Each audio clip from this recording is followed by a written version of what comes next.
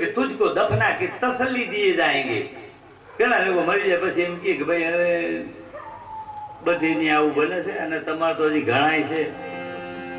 આવા દિલાસા દિए ઓલાને भुलावानी कोशिश करे तुझको दफना के तसल्ली दिए जाएंगे फिर हमेशा को भुला देंगे कि समझता क्या है એટલે આવું જરૂર પડીયા બીક પણ બતાવે છે અને વખાણ પણ કરે છે અને હિંમત પણ આપે છે એટલે આગળના પ્રાસની અંદર બુખારુંદા બાદશાહ પછી સત્યનું એને જાણ થઈ ગઈ અને એ આધ્યાત્મિક લાઈન ઉપર વળી ગયો પછી એના પછી જે કાંઈ મહાપુરુષો થયા એ મહાપુરુષોએ બુખારુંદા બાદશાહના વખાણ કર્યા અને એના વૈભવનો બધું રેકોર્ડ કર્યો આખા ભજનની અંદર એટલે આગળનો વૈભવ વિશે આપણા રવિ સાહેબ કેવી વાત કરે છે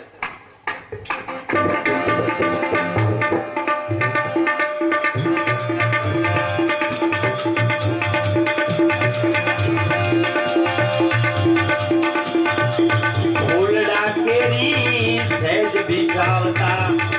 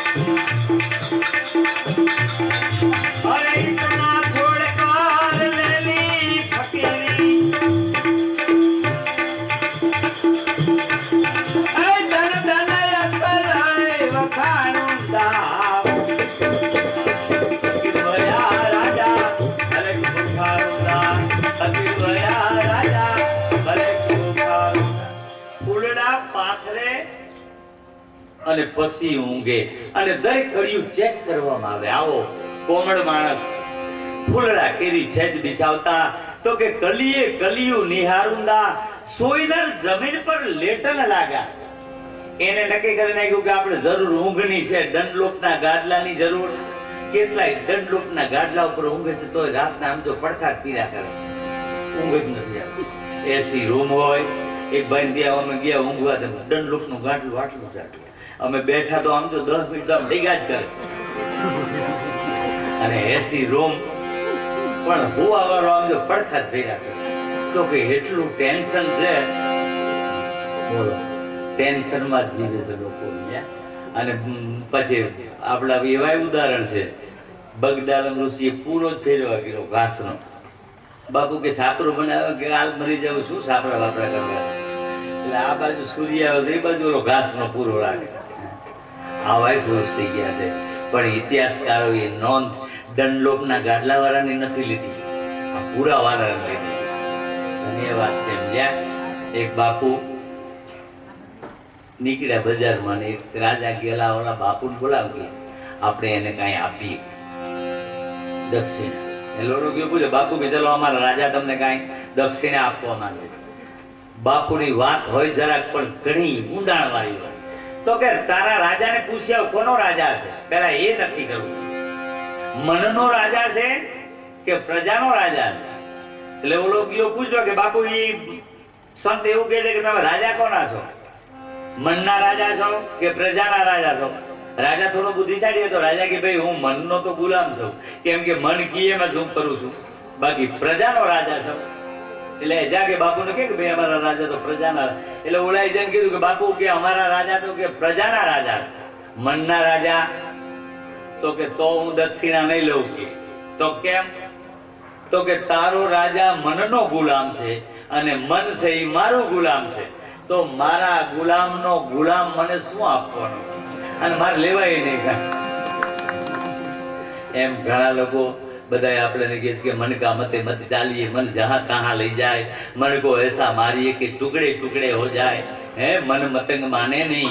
जबले खता न खाए तो કે जैसे विधवा नार को गर्भ रहे पछताए. પછી એમ કીધું કે માલા ફેરત કભી જગ કે માળાને હવે નાખી દીધું. એમ કીએ માલા ફેરત તો કે જુગ ગયા, ફેરાને મન કા ફેર, મનમાં તો કઈ ફરક જ ન પડ્યો, તો કે હવે કરકા મણકા ડાલ દે અને મનકા મણકા ફેર. હવે મનના મણકા ફેરવા અને આમ જો કઈક દોરા તોડી નાખ્યા. એટલે કાગ જેવાને પણ લખવું પડ્યું કે ભૈજાથી શું થાય, મેલ તો ભૈરવ મંડળાની માય, પ્રભુને ભૈજાથી શું થાય. ટાઢા પાણીએ મીંડા નાવા, ટાઢા પાણીએ નાય તો કે ભગત કહેવાય. એટલે આટલી તકલીફો વેઠવા મીંડા, ઠંડા પાણીએ મીંડા નાવા. એટલે આવા દ્રશ્ય જોઈ અને આપણા મહાપુરુષોએ ભજનની અંદર આ બધું નોટ કર્યું. તો કે રોજ સવારે વહેલો ઉઠી અને ટાઢા પાણીએ નાય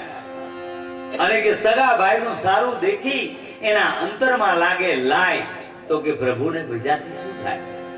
ભગવાનને છેતરવા જાય મંદિરે, 10 પૈસાની અગરબત્તી કરે અને 1 લાખની માંગણી કરે. આ કઈ ગાંડો. સોપારીને ચોખા લઈને કે ઠાકર પૂજવા જાય, ઠાકર જ્યારે ચાકર બને પછી કે લાલચમાં લપટાય. પ્રભુને ભજાતી શું થાય. પછી એક વર્ગ એવો આવ્યો તો આખી રાત મીઠા ઉજાગરા કરવા, તેલે કે મજા આવે કે બગડાટી પડે ભજન ની, ગાંજા ઠપકારતા હોય પાછા. આવા દ્રશ્યો જોઈને પાછું લખ્યું કે આખી રાતના કરે ઉજાગરા, ગાંજા ફૂંકીને ગાય.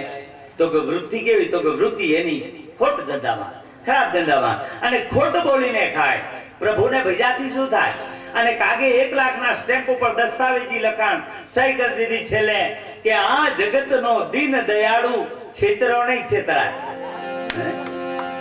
કાગ કહે આવા કુડિયા નર તો કે નકી નરકમાં જાય, કે પ્રભુને ભજાતી શું થાય. એટલે કરવાનું છે એ નથી કરતા અને નથી સમજો ગંદકી મનમાં અને તનને મીડા ડબકીઓ મરાવવા. તો કે જય ગંગા મૈયા, જય ભૂકા કાઢી નાખ્યા. હવે મનમાં સુધારો ન થયો એટલે આપણા સંતને એટલા માટે લખવું પડ્યું કે તન કો ખોજો મન કો ધોજો. લેવો મનને ધોવાનું છે. કબીર સાહેબનો અભિપ્રાય તો કે તો ચડેગા પ્રેમ રસ જટક. તો પ્રેમ રસ, કેમ કે પ્રેમ વગર પરમાત્મા ન મળે. પાછું એવું છે એ ઇસ્કાયા મે ચોર કો પકડો મન કો મારો કોઈ, પટક પટક પટક રામ રસ प्याला है भरपूर पियो रे कोई, घटक घटक घटक. કબીર સાહેબ આવું બોલ્યા. પણ એના માટે પહેલા એમ કીધું કે સદગુરુ શબ્દ કી ચોટ લગી હૈ, કલેજે મે રહી ખટક. ખટકારા કાળજામાં થાય. આપણે તો માંડ માંડ આટલે લગી ગયું, ખોપરી લગી, એટલે સમજો કલેજા લગી ન ગયું. ઓલા લોકો કે ઠેઠ કલેજામાં લાગવી જો કટારી અને ત્યારે મેળ પડે. એટલે કે સદગુરુ શબ્દ કી ચોટ લગી હૈ તો કે કલેજે મે રહી ખટક.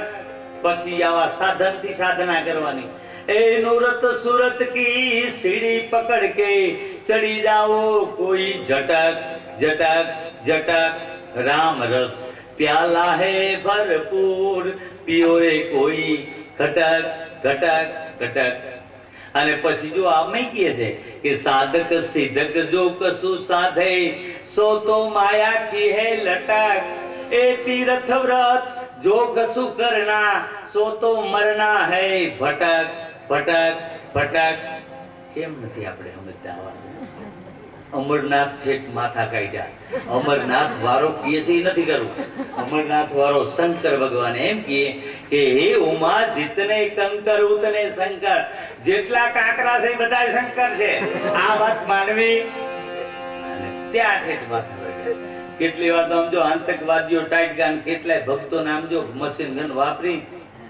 પૂરા કરી નાખ્યા. પણ શંકર ભગવાન ઉભો થયો, ત્રિશુળ વાપર્યું નહીં કે ભાઈ આ મારા ભગત મારા ચરણે આવ્યા નામ કાંઈ કર્યું. પણ ક્યાંથી કરે કે એવું છે નહીં કાંઈ. અને આપણે એમાં લાગ્યા છે. એટલે વસ્તુ કહા ઢૂંઢે કહા કવિચારને બોલું પીડું આવું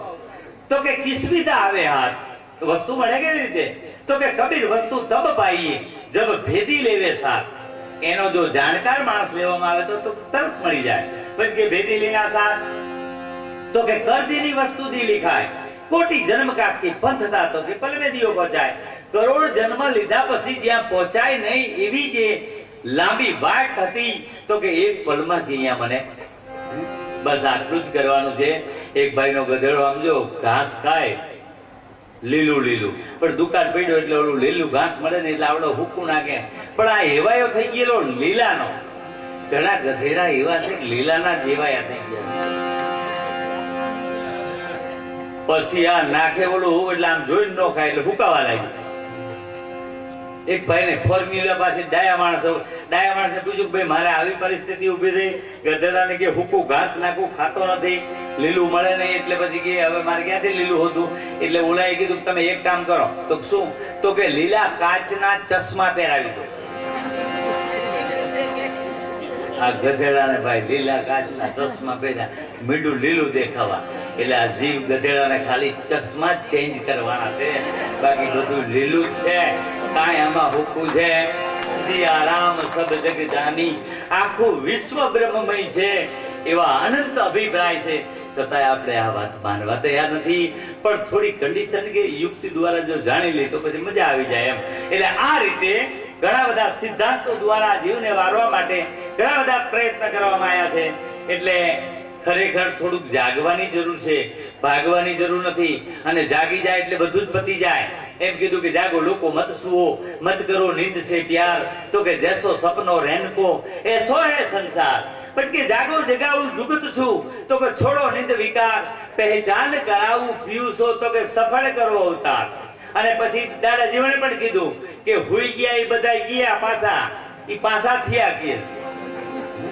અને જાગ્યા તો કે એને જગ જીતા દાસી જીવન સંત ભીમના ચરણે કે અનુભવી ઊંડ ઘર